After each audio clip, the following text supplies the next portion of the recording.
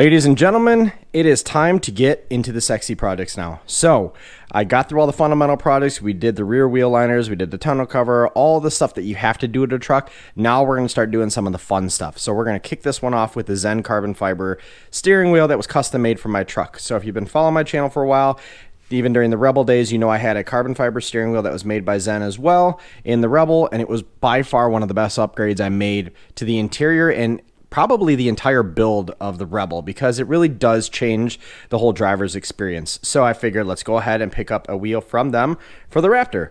So there are so many things you can customize. You can get a customized shape. You can customize the type of carbon you have, the whole finish, so matte versus gloss. You could customize the material they use on the side here. You could get heated steering wheel, so you can retain your heated steering wheel setting. You get your 12 o'clock wheel, 12 o'clock ring here.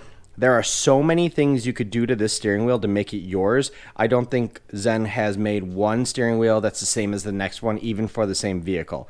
So let's talk through what I went with, and I'll leave a link down in the description below.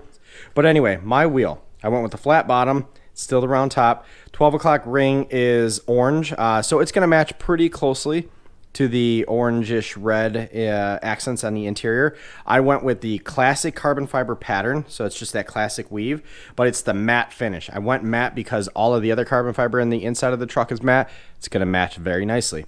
On the side, I went with perforated leather. Oh, my greasy hands already got some grease on the leather. I went with perforated leather. I had the same material on my last steering wheel. Absolutely loved it. However, this time I went with the thumb inserts. I figure if we were going to do it, and we're going to do it in a Raptor, let's do it big. So I added the thumb inserts. I think those are going to look nice.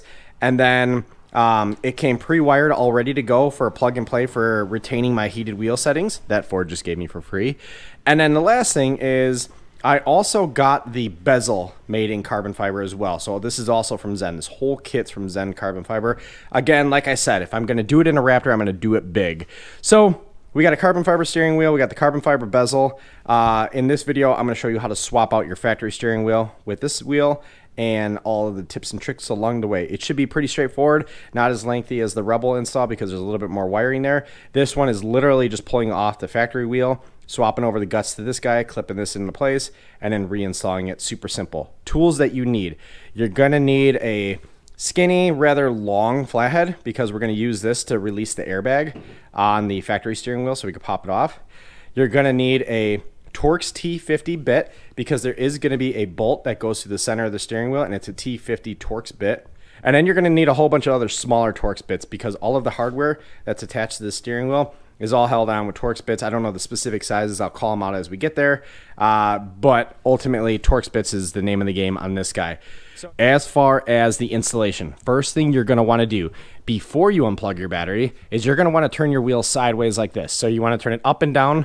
So you have, what is this, 3 o'clock and what, 9 o'clock or up and down, and your 12 o'clock spring off to the left. The reason you're doing that is because you need to stick a screwdriver behind the wheel, and the only way to get access to the hole to pop the airbag off on this side is if you turn the wheel sideways like this.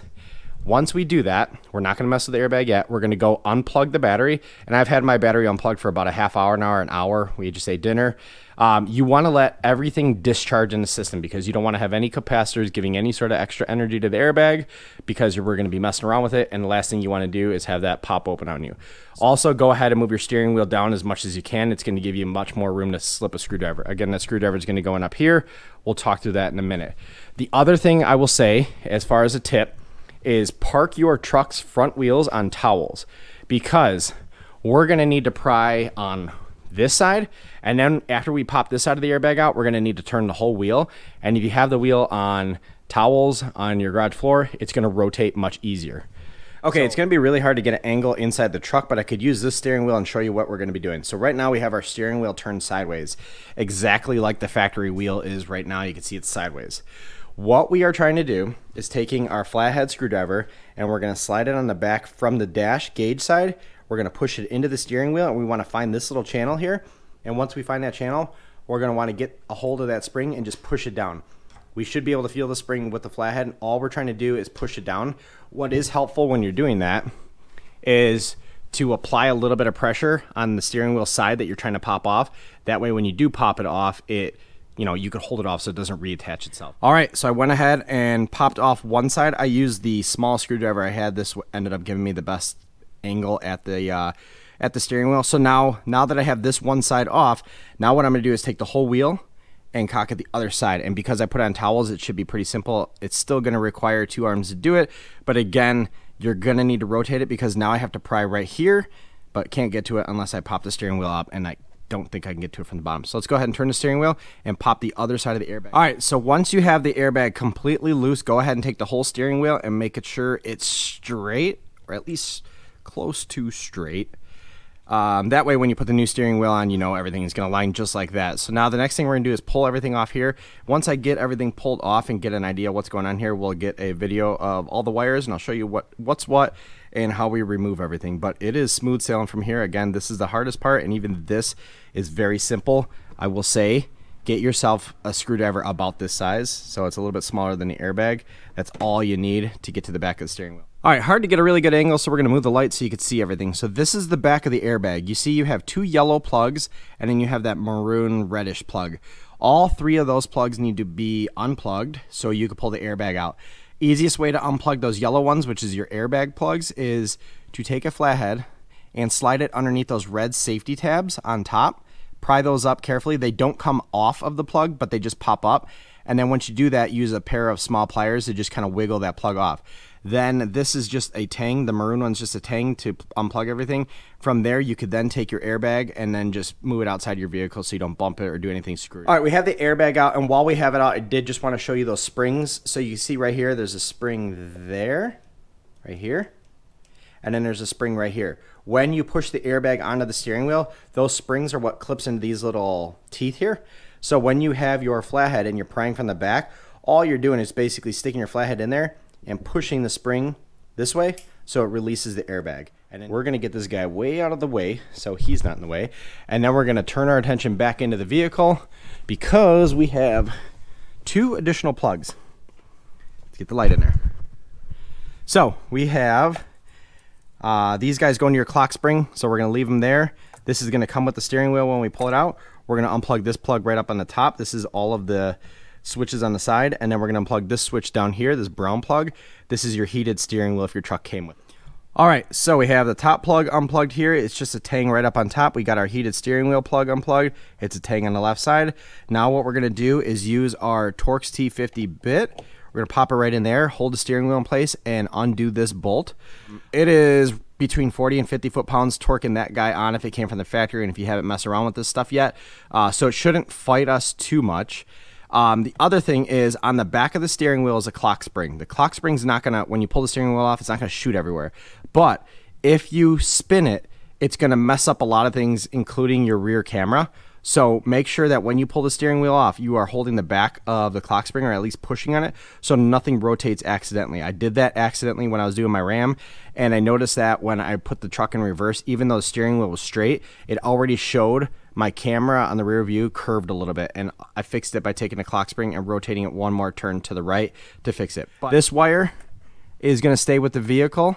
When we pull the steering wheel off, this is going to come with the steering wheel, so is this, and so is that. And then once we get everything out, we could get back to the workbench and start swapping over the guts to the new bezel and then get everything thrown right back in here. All right, so I got that bolt out. It put up a little bit of a fight, but I did notice that there is some thread locker on there, so that's probably the reason why it fought me. But anyway, everything's loose now. So 2 hands, pull everything out. This wire is going to be fed through this hole in the steering wheel. It's going to stay with the clock spring. So just pull it out slowly, be careful, and let's get this on the workbench so we can start swapping over everything.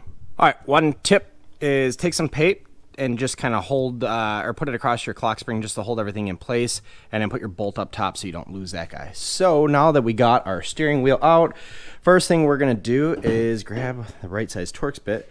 This is a Torx T20, and what we're going to do is undo that bolt. There's 2 bolts, I think. Let's see here. Bezel, only 2 bolts. We're going to undo that bolt and that bolt with the Torx T20, and then what we'll do is slowly work on prying up this portion. It's just clips. They clip in these little pockets here, and what we're doing is just trying to pull this off so that we can remove these panels, and we can't get access to these guys without getting to the backside. And then we'll figure out how to do these. I think we just unbolt them here to pull them off. I'm not sure. We'll wing it but we'll figure that one out when we get there. Okay, while I was undoing that bolt, I went ahead and unplugged the paddle shifter. So you got a gray plug on this side and a black plug on that side. Unfortunately, it's hard to see it. I think that is the only thing attached to the paddle shifter. And then what we'll do is we'll flip it over, and I believe these are Torx T20 as well. Let's see. Yep.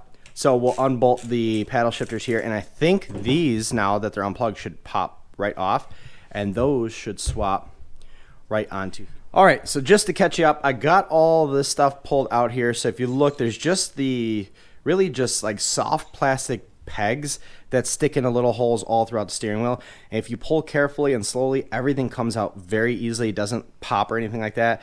Just be careful with everything. And I did learn that outside of those two screws for the backs of the paddle shifters, there is actually one more. So it's right here. So let's see, is that the same? Yep, Torx T20 as well. So everything's so far has been Torx T20. So if we undo this bolt, this whole controller should pop out. So should this one, and then we could swap those guys over. And then what we'll do is get a smaller Torx bit, and we'll start. Woo, almost dropped it. We'll start removing the controls from the back of the factory bezel, and we'll just swap those right over to here because they'll fit right into these holes. So everything should line up nicely, because I believe this is built off of a factory bezel. It's just kind of a carbon fiber overlay on top of it. So let's get these controls and everything swapped off here into that guy and get our paddle shifters swapped over to the ZEN wheel and take a look at progress. And then from there, it's just organizing the wires, plugging everything in, and throwing the steering wheel back in the car. The one thing that will stay with this steering wheel that's not coming with is this plug here. You already have a plug on the ZEN wheel. That's your heated steering wheel function, so that's nice. If you remember, in my Rebel, I had to cut off the plug on the factory wheel and swap it over to the ZEN wheel. However, they have since started releasing the ZEN wheel with the plug, but I had the early kind of OG model. But anyway, let's get back to the Raptor wheel. Let's get digging into all this stuff. All right, so the last thing to come off the factory wheel is this little rubber bumper thing, and I think what this is just kind of a spacer to push against the back of the airbag. That way it's not just hanging out in La La Land. So this just pulls off. It is rubber plugs on the back.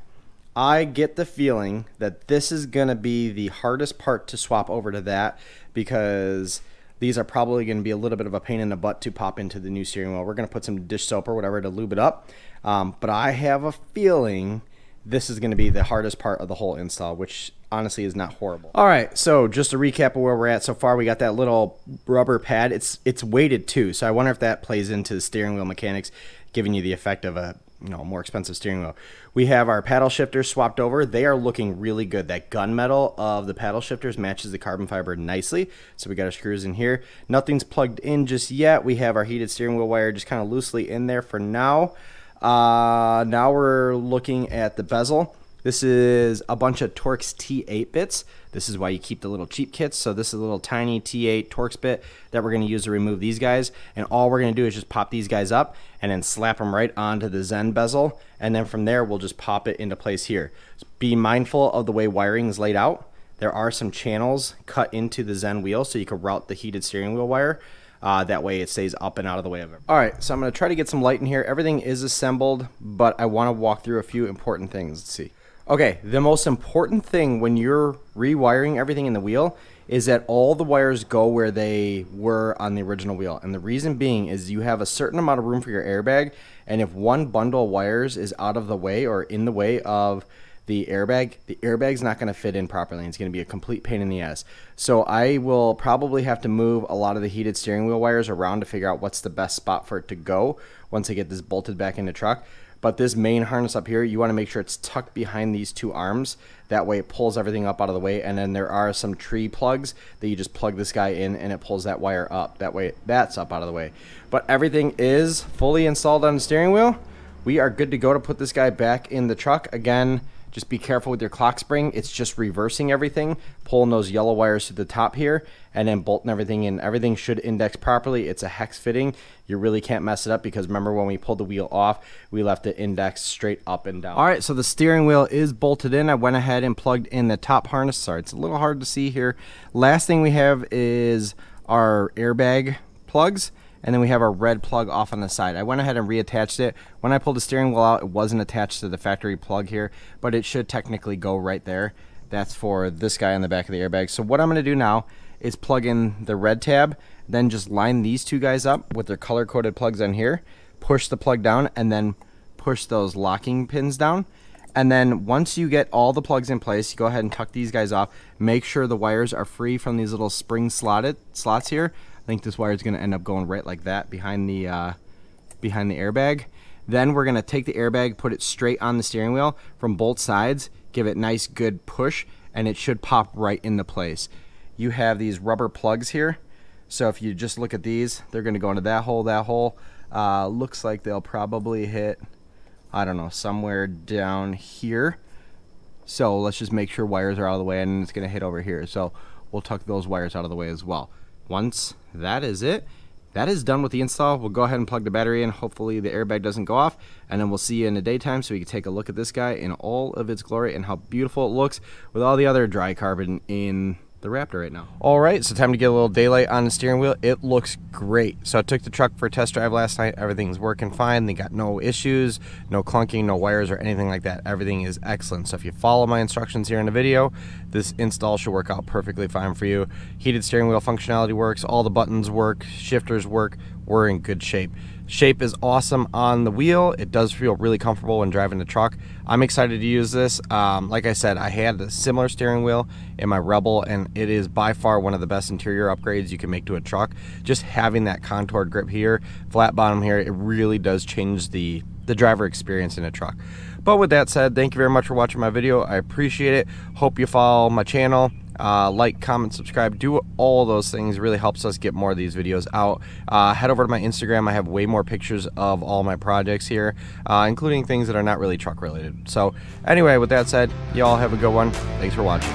Bye.